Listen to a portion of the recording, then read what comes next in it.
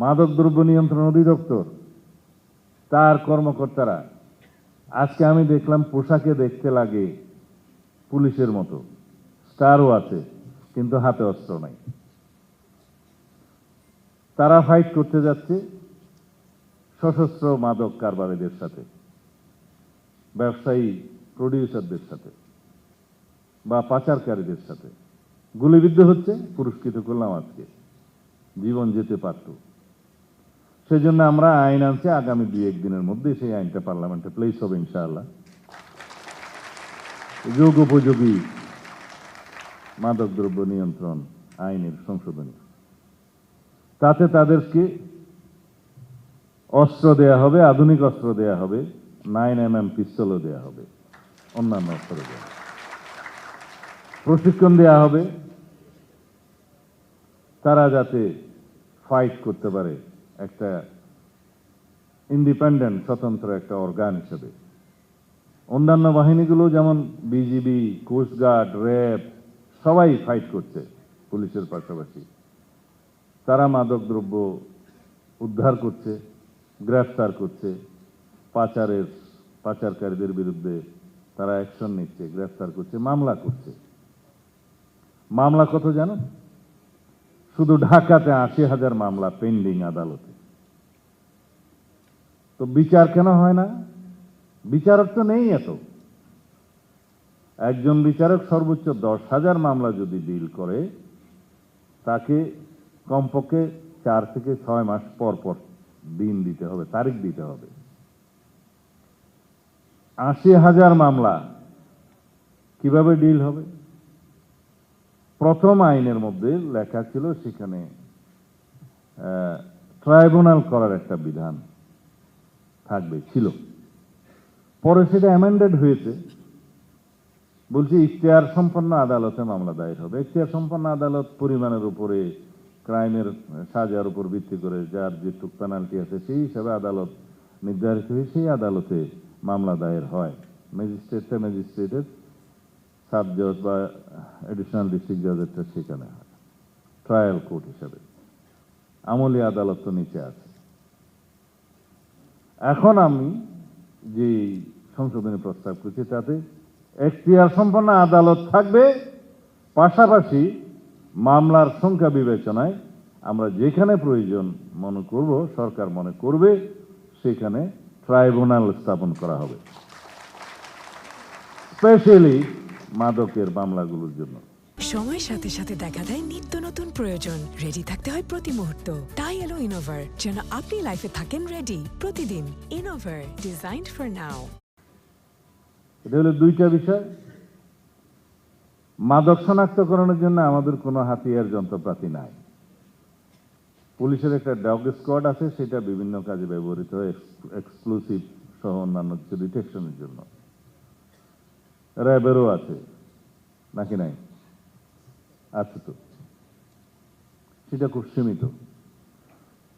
কিন্তু মাদক শনাক্তকরণের একটা বিশ্বস্ত উপায় হচ্ছে এই কুকুর, ডগ স্কোয়াড। ডগ স্কোয়াড আমরা সংযোজন করেছি মাদকদ্রব্য নিয়ন্ত্রণ অধিদপ্তরের আইন।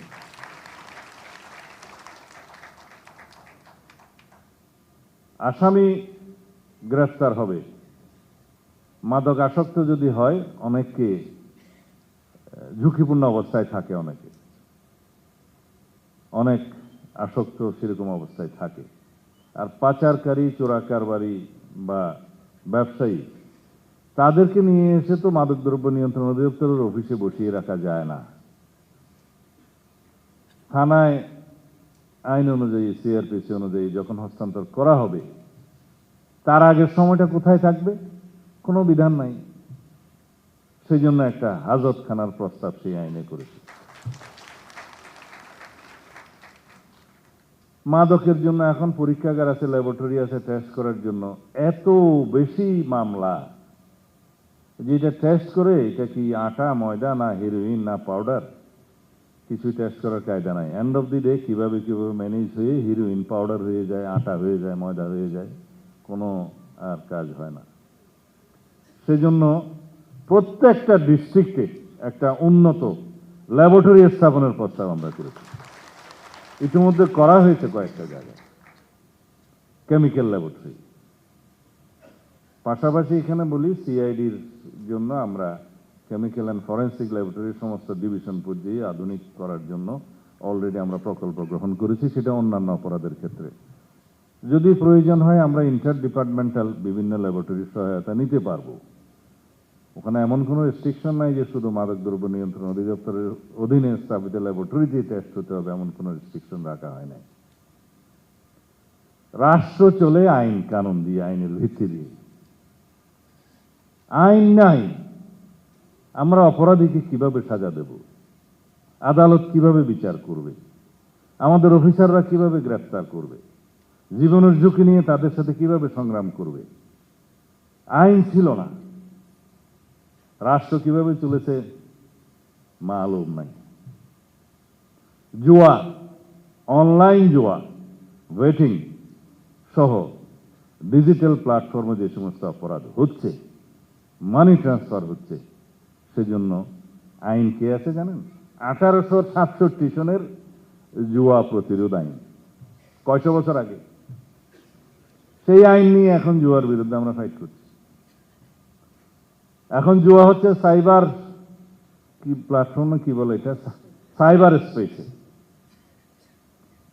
আমি নন ডিজিটাল মানুষ, আমি অত এই ভাষাগুলো জানি না।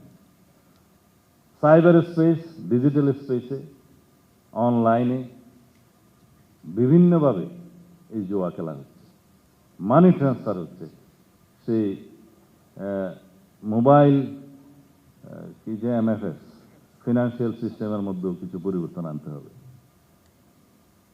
আমাদের এখানে এনটিএনসির মহাপরিচালক আছে, উনি আমাকে সাজেস্ট করছিলেন যে একটা সিম ব্যবহার করে সে হোয়াটসঅ্যাপ না কি করে, পরে সেই সিমটা ফেলে দেয়, ওই ওটিপিটা ব্যবহার করে আরো কি কি যেন করে। তাকে আর ডিটেক্ট করা যায় না মানি ট্রান্সফারের ক্ষেত্রে, কোনো বিধি নিয়ম নেই। তা আমরা এখন ব্যাংক অ্যাকাউন্ট খোলার সময় আমরা মোবাইল নম্বর যেটা পাই, সেটা একবার অ্যাকাউন্ট খোলা হয়ে গেলে সেটা হোয়াটসঅ্যাপে মেসেজ আছে, সিমটা বের করে ফেলে দেয়, পরে আর সেটা ডিটেক্ট করা যায় না, মানি ট্রান্সফার হচ্ছে। মাদকের পাচারের ব্যবসার টাকা দিয়ে যেটা মানি লন্ডারিংটা হয়, এখানে বিভিন্ন সম্পদ সৃষ্টি করা হয়, সেটা ফরফিট করার, বাজেয়াপ্ত করার কোনো শক্ত আইন নাই, সেটা আমরা করছি। আইন করে যাই, বাস্তবায়নের সময় ভুল ত্রুটি হয়তো ধরা পড়বে, সেটা সংশোধন হবে। তা আইনই নাই, বাস্তবায়ন হবে কোত্থেকে? জুয়ার বিরুদ্ধে কিভাবে ফাইট করব, মাদকের বিরুদ্ধে কিভাবে সংগ্রাম করব? ঢাল নাই, তলোয়ার নাই, নিধিরাম সর্দার ফাইট করতে যাচ্ছে অটোমেটিক অস্ত্রওয়ালা মাদক কারবারিদের বিরুদ্ধে।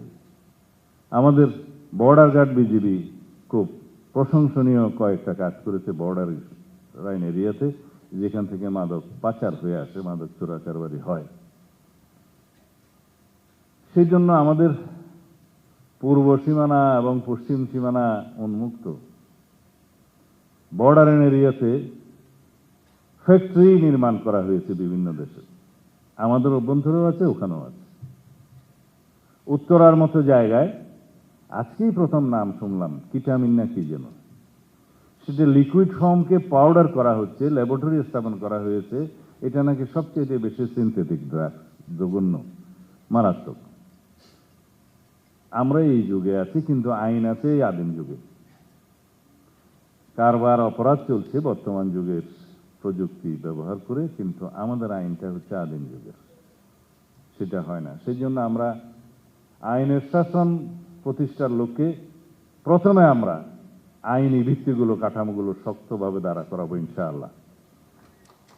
আমি প্রতিশ্রুতি দিয়েছিলাম প্রথম সেশনে, যেহেতু সেটা খুবই ব্যস্ত সেশন ছিল, অর্ডিন্যান্সগুলো পাস করতে হয়েছে,